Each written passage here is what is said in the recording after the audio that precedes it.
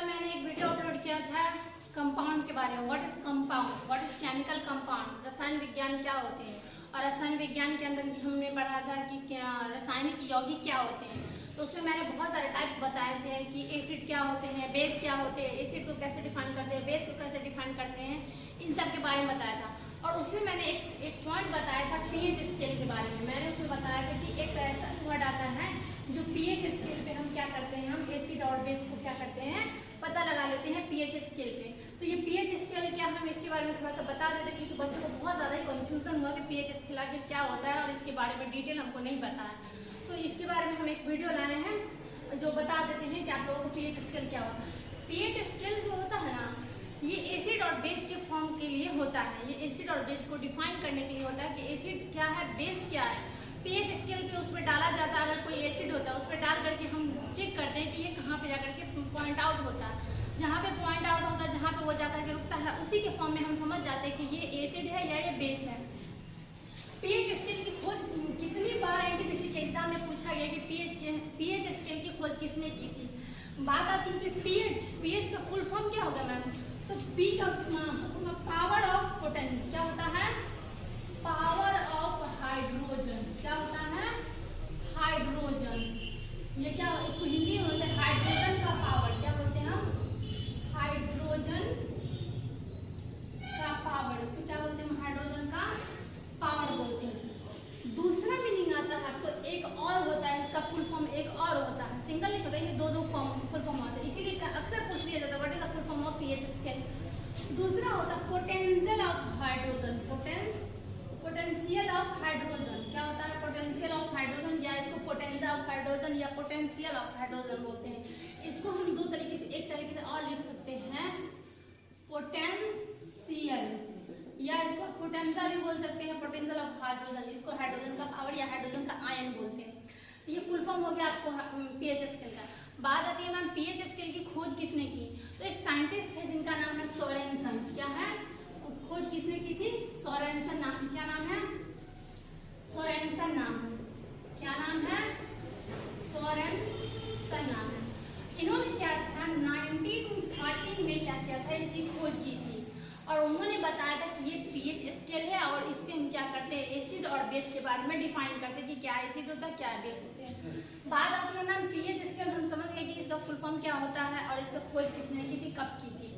लेकिन कभी कभी ये क्या होता है, ये 1900 में भी दिया जाता है, 1901 में भी दिया जाता है। तो मेनली ये आपका एनसीईआरटी का है, मैंने इसे क्लियर कर दिया क्योंकि एनटीपीसी के एग्जाम में 2-3 बार ये 900 लगाया गया था। लेकिन वहाँ पे क्या था, 1913 नहीं दिया था, 1913 नहीं दिया हुआ था। वहाँ पे क्या दिया था, कोई बुक में क्या होता है 1901 दिया जाता। लेकिन ये आपका क्या, ये आपके एनसीईआरटी के, मैं जितना भी आपको डेटा लिखवाऊंगी ना, जितना भी डेट लिखवाऊंगी, सारा का सारा एनसीईआरटी बेस्ड होगा, ठीक है। तो ये बात आ गई कि मैम ये पीएच स्केल तो समझ गई। पीएच स्केल कहाँ तक होता है, ये पीएच स्केल जो होता है आपका, ये आपका होता है 0 to 7 और 7 to 14 होता है। ये क्या होता है, इसके बारे में हम समझते हैं।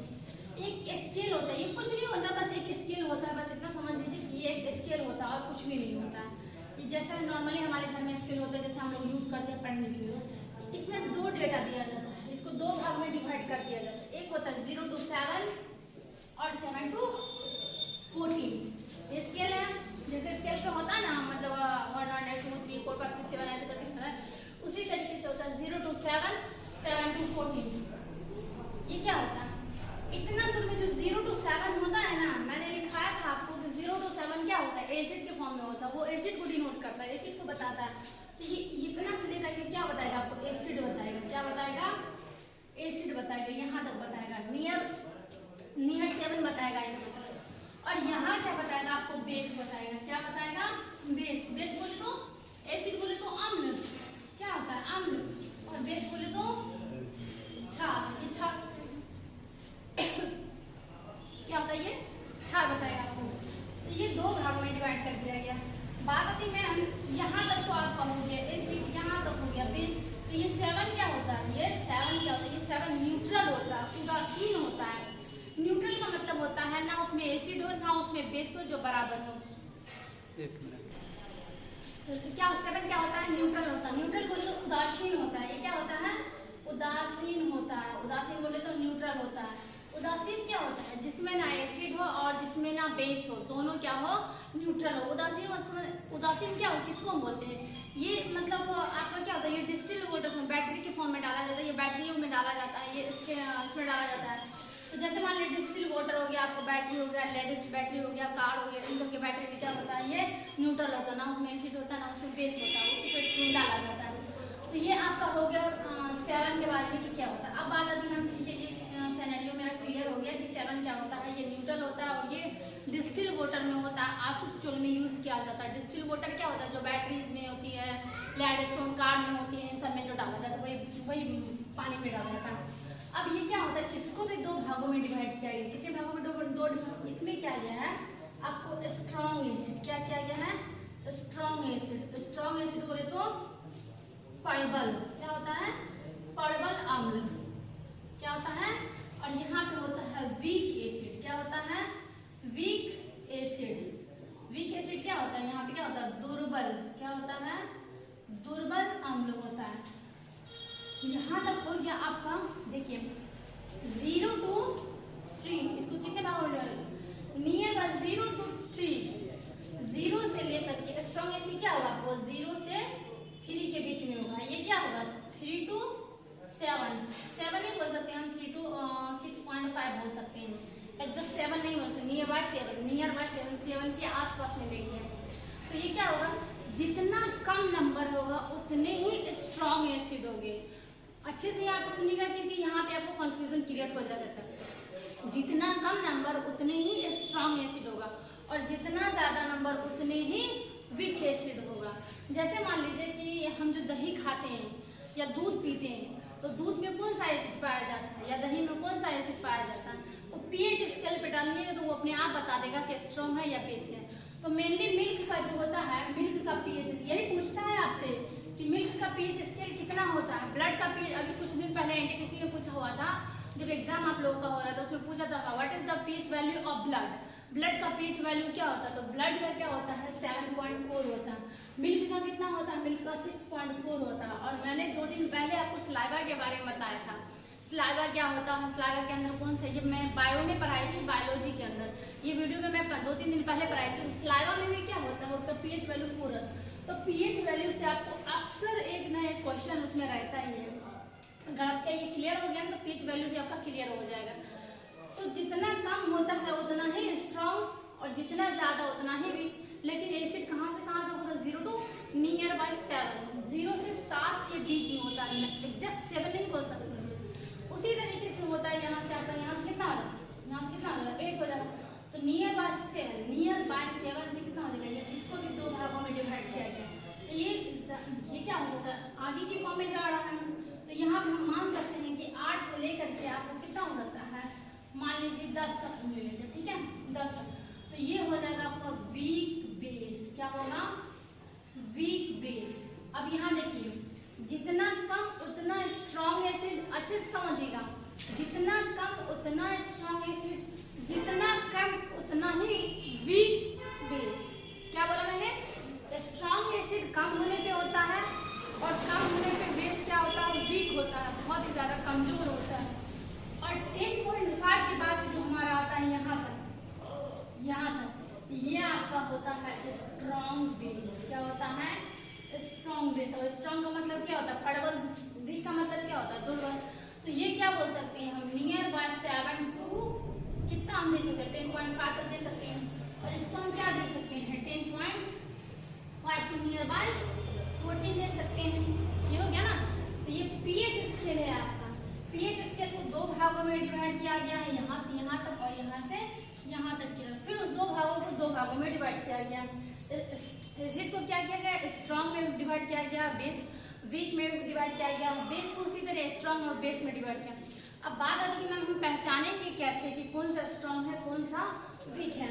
तो ये 0 to 3 जितना भी आएगा ना वो आपका स्ट्रॉन्ग एसिड होगा, ठीक है। स्ट्रॉन्ग जैसे मान लीजिए लेमन होता है, लेमन का पीएच स्केल क्या होता है, लेमन का क्या होता है, लेमन का, नींबू का कितना होता है 2.2 होता है। आप बता सकते हैं कि 2.2 कहाँ तक आता है, यहाँ तक आ जाए, इसके बीच में आ जाएगा। तो ये क्या हो जाएगा, स्ट्रॉन्ग एसिड हो जाएगा।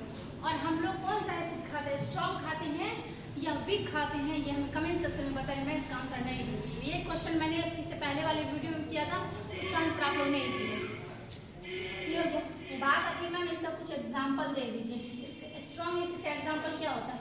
स्ट्रॉन्ग एसिड क्या होता है? जैसे मान लीजिए आपका HCl हो गया, H2SO4 हो गया, ये क्या होता है? Hydrochloric acid, sulphuric acid. और एक और ले लेते हैं आप, जैसे मान लीजिए 2-3 हो गया, एक और लीजिए नाइट्रिक एसिड ले लेते हैं। क्या होता है? नाइट्रिक एसिड हो जाता है। क्या होता है? नाइट्रिक एसिड हो गया। तो ये हो गया आपका, क्या हो गया, सॉरी, नाइट्रिक H2P4 होगा। तो क्या होता है? Nitric acid. तो ये क्या हो गया आपका? स्ट्रॉन्ग एसिड में आ गया। क्या हो गया? स्ट्रॉन्ग एसिड में HCl हो गया, सल्फ्यूरिक एसिड हो गया, नाइट्रिक एसिड हो गया। ये आपका बहुत ज्यादा स्ट्रॉन्ग होता है।